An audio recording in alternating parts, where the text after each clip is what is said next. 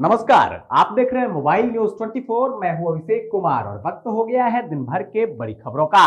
आगामी लोकसभा चुनाव को लेकर प्रधानमंत्री नरेंद्र मोदी अगले 10 दिनों में 12 राज्यों और केंद्र शासित प्रदेश का दौरा करेंगे, जहां वह देश के अलग अलग हिस्से में कुल 29 कार्यक्रम में हिस्सा लेंगे। प्रधानमंत्री तेलंगाना, तमिलनाडु, ओडिशा, पश्चिम बंगाल, बिहार, जम्मू और कश्मीर, असम, अरुणाचल प्रदेश, उत्तर प्रदेश, गुजरात, राजस्थान और दिल्ली सहित अन्य राज्यों और केंद्र शासित प्रदेशों का दौरा करने वाले हैं। आरजेडी की जनविश्वास रैली में जुटे विपक्ष के दिग्गज नेता कांग्रेस अध्यक्ष मल्लिकार्जुन खड़गे, सांसद राहुल गांधी, सपा अध्यक्ष अखिलेश यादव, सीपीआई महासचिव सीताराम येचुरी मोदी और नीतीश सरकार पर साधा निशाना। पटना के गांधी मैदान में आयोजित जनविश्वास रैली में सबसे अधिक चर्चा लालू यादव के भाषण की रही, जहां नीतीश कुमार के बारे में बोलते हुए लालू यादव ने कहा कि नीतीश कुमार को हमने कभी कोई गाली गलौज नहीं दी थी। हमने उन्हें यही कहा था कि वो पलटूराम है, उन्हें नहीं पलटना चाहिए था, लेकिन जब ये दोबारा आए तो हमसे गलती हो गई, तेजस्वी से गलती हो गई, ये नरेंद्र मोदी के चरणों में चले गए। पाकिस्तान में आसमान से बरस रही है आफत की बारिश, जहां लगभग 37 लोगों की अब तक गई जान, वहीं कई इलाकों में पूरी तरह फैल गया बाढ़ का पानी। कांग्रेस नेता राहुल गांधी ने बढ़ते रेलवे के किराए को लेकर केंद्र सरकार पर हमला बोला है। एक्स पर पोस्ट करते हुए राहुल गांधी ने सरकार पर आरोप लगाया कि गरीब और मध्यम वर्ग के यात्रियों को रेलवे की प्राथमिकता से बाहर ला दिया गया है। उन्होंने आरोप लगाया कि हवाई चप्पल वाले को हवाई जहाज की यात्रा का सपना दिखाने वाले नरेंद्र मोदी गरीबों की सवारी रेलवे को भी उनसे दूर करती जा रही है। दोस्तों, आगे की खबर पर चलने से पहले आप सभी से रिक्वेस्ट है कि अगर आपने अब तक इस वीडियो को लाइक नहीं किया है तो अभी इसे लाइक कर दे, वीडियो पर कमेंट कर अपनी प्रतिक्रिया जरूर दे, साथ ही साथ इसे शेयर भी कर दे। आपके ऐसा करने से हमारा और हमारी टीम का हौसला और बुलंद होता है और हम रोजाना इसी समय पर आप लोगों के लिए दिन भर की बड़ी खबरें लाते रहते हैं। लोकसभा चुनाव से पहले प्रधानमंत्री नरेंद्र मोदी ने भारतीय जनता पार्टी को दिया 2000 रुपए का चंदा, लोगों से की पार्टी को सपोर्ट करने की अपील।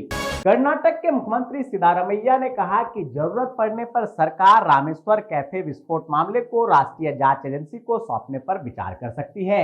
मुख्यमंत्री ने कहा कि केंद्रीय अपराध शाखा मामले की जांच कर रही है।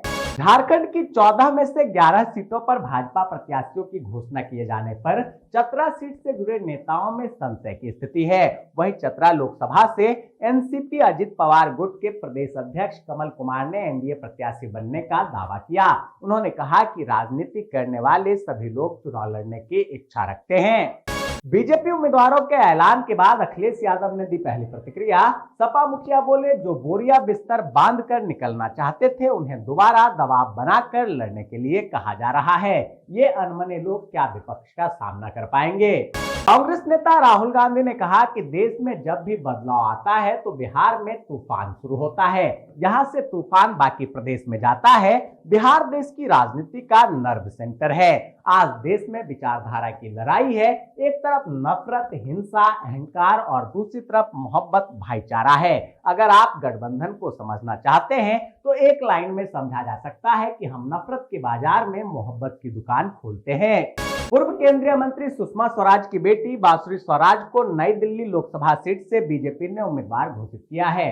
इस पर दिल्ली के मंत्री सौरभ भारद्वाज ने कहा कि भाजपा परिवारवाद के ऊपर बड़ी बड़ी बातें कहती है, लेकिन आज सुषमा स्वराज जी की बेटी को अगर टिकट दिया गया है तो यह जातिवाद का जीता जागता उदाहरण है। पंजाब पुलिस ने किया इंटरनेशनल ड्रग रैकेट का भांडाफोड़। 5 किलो अफीम सहित 3 लोगों को किया गया अरेस्ट। अलग अलग देशों में करते थे सप्लाई।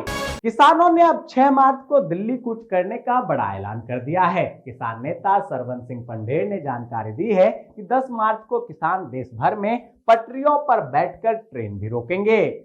उत्तराखंड में कांग्रेस छोड़कर भाजपा में शामिल होने वाले नेताओं कार्यकर्ताओं का आंकड़ा अब तक 10,000 की संख्या को पार कर चुका है, जहां भाजपा प्रदेश अध्यक्ष महेंद्र भट्ट ने कहा कि 4 मार्च को सीएम धामी के साथ विधानसभा के कार्यक्रमों में ये आंकड़ा और ऊपर जाएगा।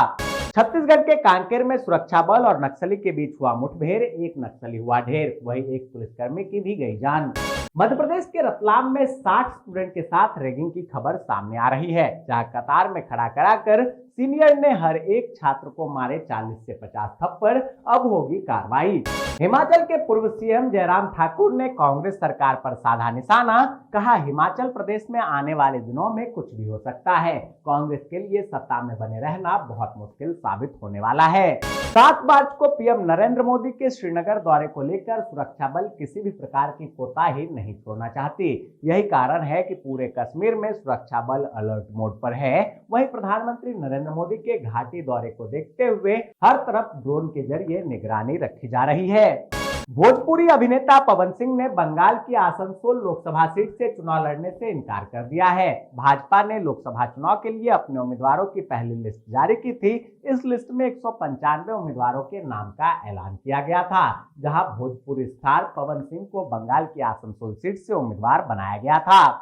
नागपुर रिश्वतखोरी मामले में एनएचएआई अधिकारी हुआ गिरफ्तार। सीबीआई ने लाखों रुपए की घूस लेने का लगाया आरोप। गुजरात से इस वक्त की बड़ी खबर आ रही है, जहां पूर्व डिप्टी सीएम नितिन पटेल ने मेहसाना लोकसभा सीट से अपनी दावेदारी वापस ले ली है। सोशल मीडिया प्लेटफॉर्म एक्स पर उन्होंने लिखा है कि कुछ कारणों से मैंने मेहसाना लोकसभा सीट से बीजेपी उम्मीदवार के रूप में अपनी उम्मीदवारी दाखिल की। राज्य की 15 लोकसभा सीटों के लिए उम्मीदवारों की घोषणा कल कर दी गई और मेहसाना लोकसभा उम्मीदवार की चयन प्रक्रिया अभी भी जारी है। उससे पहले मैं बीजेपी उम्मीदवार के तौर पर अपनी उम्मीदवारी वापस लेता हूं। राजस्थान के मुख्यमंत्री भजनलाल शर्मा ने कहा कि बीजेपी एक ऐसी पार्टी है जो मजदूरों, किसानों, समाज के हर वर्ग के लोगों का सुझाव लेती है। उन्होंने ये भी कहा कि अगर पार्टी को सुझाव अच्छे लगे तो उन्हें घोषणा पत्र में शामिल किया जाएगा। दोस्तों, आजकल बाहर मौजूद धूल मिट्टी और प्रदूषण की वजह से व्हाइट हेड्स, ब्लैक हेड्स या एक्ने की समस्या आम हो गई है, जो डेड स्किन सेल्स और सीबम की वजह से पोर्स ब्लॉक होने की वजह से होते हैं। ये ऊपर से त्वचा से ढके होने की वजह से ऑक्सीडाइज नहीं होते और व्हाइट रंग के नजर आने लगते हैं। ये चेहरे पर ज्यादातर नाक, ठुड्डी और माथे पर होते हैं, लेकिन इसके अलावा ये शरीर के दूसरे भागों में भी हो सकते हैं। इससे छुटकारा पाने के लिए आप स्टीम जरूर लें। थोड़ी देर के लिए त्वचा के पोर्स खुल जाएंगे, जिससे उसमें इकट्ठा हुए डेड सेल्स और गंदगी को साफ करने में आपको मदद मिलेगी। हालांकि स्टीम लेते वक्त इस बात का ध्यान रखें कि आपकी त्वचा जल न जाए। इसके बाद आप स्क्रब भी कर सकते हैं और अपने चेहरे को हमेशा साफ सुथरा रखें। रेलवे सुरक्षा बल की ओर से कांस्टेबल एवं एसआई के 4660 रिक्त पदों पर भर्ती का ऐलान किया गया है। इस भर्ती के लिए आवेदन प्रक्रिया 15 अप्रैल से शुरू होगी, जो 15 मई तक पूर्ण की जाएगी। योग्य और इच्छुक उम्मीदवार ऑफिशियल वेबसाइट rpf.indianrailways.gov.in पर जाकर आवेदन कर सकते हैं। जी हाँ दोस्तों, मैं देख पा रहा हूँ कि आप में से अधिकतर लोगों ने इस वीडियो को लाइक किया है, कमेंट कर अपनी प्रतिक्रिया दी है और इसे शेयर भी किया है, लेकिन अभी भी कुछ लोग बाकी हैं, इसलिए उनसे भी रिक्वेस्ट है कि प्लीज आप भी वीडियो को लाइक कर दें, कमेंट कर अपनी प्रतिक्रिया दें और इसे शेयर जरूर कर दें। दोस्तों, ये थी दिन भर की बड़ी खबरें। ऐसे ही खबरों से अपडेट रहने के लिए चैनल पर नए हैं तो अभी चैनल को सब्सक्राइब कर लें। सब्सक्राइब बटन के साथ लगे नोटिफिकेशन बेल के ऑल ऑप्शन को दबा दें। वीडियो को लाइक और शेयर करना ना भूलें, ताकि देश और दुनिया की तमाम खबरों से आपके साथ साथ आपके जानने वाले भी रह सकें अपडेट।